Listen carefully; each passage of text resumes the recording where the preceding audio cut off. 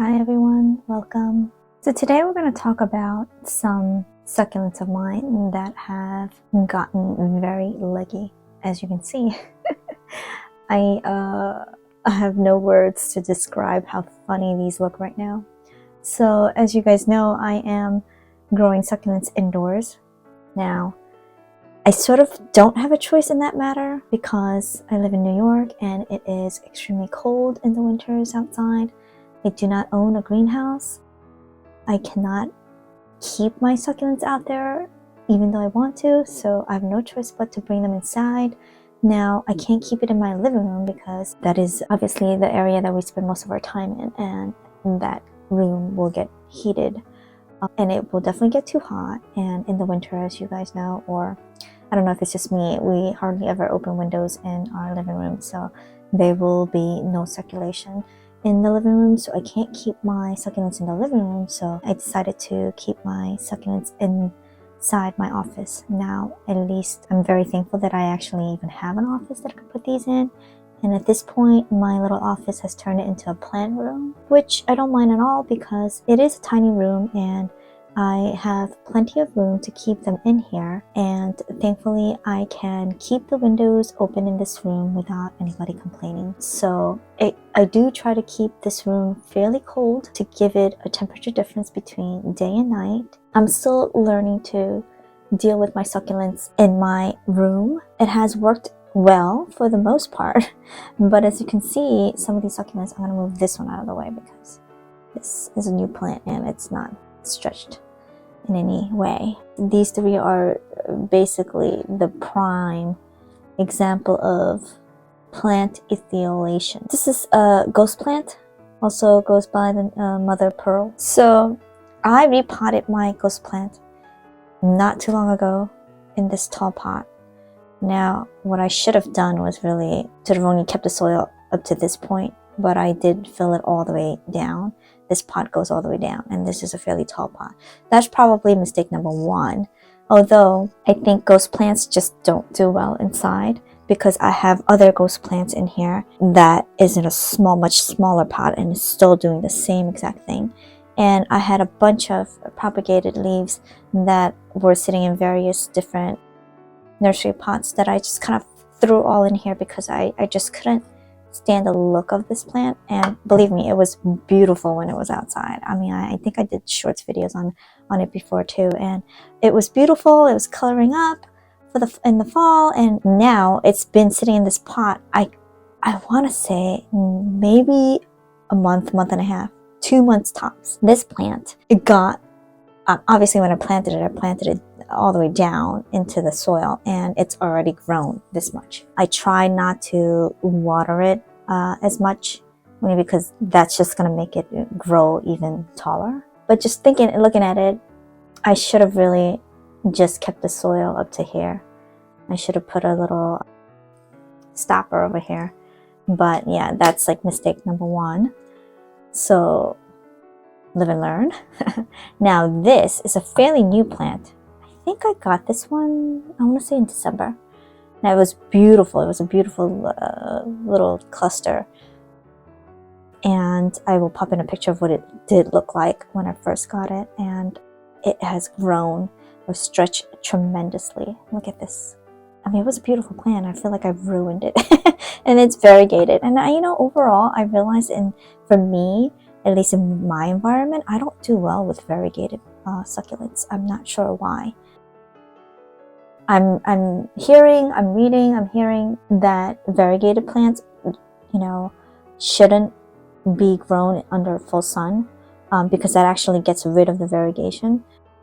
So they do best sort of in a shady area. But the problem with this specifically for me is that if I keep this in a shady area, or I have grow lights in my plant room, so if I keep it in an area where it's not going to get the full blast of the grow light, it's just going to stretch even more. And that's what actually happened here. I mean, it's been sitting under a grow light from day one after I repotted into this, but it has just stretched. And the funny thing is, if you look at the bottom layer is still very densely packed, and it just shot up at one point.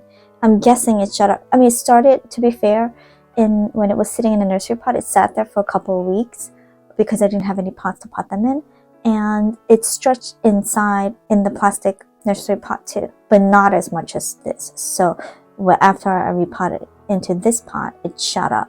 Now I have a feeling that this is, by the way, variegated Tinkerbell. I have a feeling that these just don't do well indoors, as most succulents probably don't do well indoors, but this specifically even more so, because after I repotted into this, it probably got like a blast of nutrients and it just shot up. So it shot up, and you can clearly see all the spacing between the leaves, and it's just like really funny to look at right now. This one is a Letizia. This is also infamous for stretching. I think in general, I've heard or I've seen in a lot of the channels that I follow that they do stretch regularly. So I guess indoors it's just gonna get worse. So I had this cluster in a bigger pot for a while. I had this for a while, and it felt like I needed to repot it because it was just sitting in too big of a pot. So I felt like if I put it in a smaller pot, it wouldn't stretch. Now, I made the mistake of repotting this when I'm indoors. I probably should have waited until these go outside, but I needed more pots, and as I mentioned, I'm trying not to purchase more pots because I'm making them myself. So I needed the pot that this was sitting in, so I took it out and put it in a smaller pot. Now, it was adorable, it was very cute, and I did this not even a month ago. And the front two faces the rosette, it's fine, but as you can see in the back one stretched quite a lot. I mean, it was already stretching a little bit inside once I brought them inside, but not to this point. Now, I think this is the same sort of scenario as the Tinkerbell, where I think it got a boost of nutrient, and then even though I put it in a smaller pot, and in hopes to keep them in a tight rosette form, I think it must have gotten a boost of nutrient and it shot up. So, I mean, they're still getting the same amount of light as they always did in since the first day they came in here. So nothing else really has changed besides the fact that it's in a new pot in new soil. So I do think that's why it shot up. With this, I'm just gonna keep it and see how it goes, because as I mentioned, because I actually do like succulents that have tall stems. I don't mind that at all. But with this one, with the Tinkerbell, I'm really just contemplating what I should do with this one. Should I behead it in hopes that it's going to put out more babies on the stem, and then hope to have a bigger cluster and save the main face and hope that it will root? Or should I keep it the way it is and see how it does? I don't know. As you can see, the main face, it's doing well. It's putting out leaves. It's plump. I mean, I did water it. I try not to water these a lot because obviously they, easy to get stretched. I've seen like Tinkerbells, they do have very tall stems. So it's just, I guess, or it's known to put out a long stem. But this is just not really the look that I'm going for. Yeah, so I'm just like really contemplating if I should keep it or if I should behead it. Beheading the succulent is not something that I prefer to do, only because I don't want to end up killing it. I don't want to. There's always a chance that the main face will not root and will not do well. I've had that happen, believe it or not. I just actually took apart my mini bell that was just doing terribly, and it was just it came in a state where it was all like windy and whatnot. So that has been taken apart, and I'm just like really nervous that it's not going to root and it's not going to do well. This is my current dilemma, whether I should behead or not, whether I should keep it the way it is. I guess the biggest problem in growing succulents indoors, and believe it or not, a lot of the channels that I follow, they actually say you cannot grow them inside. As you can see, you can grow them inside, and for the most part, my succulents are doing fairly well. And maybe I'll just do a little tour. So they are doing fairly well, and they've grown a lot, and they're looking really good for the most part.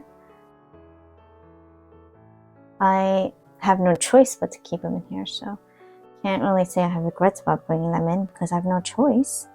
Well, for the most part, they are doing well. There's a few that's not doing all that great, but there are some that I lost. But for the most part, they're doing great. So I don't believe that you can't have them grow inside.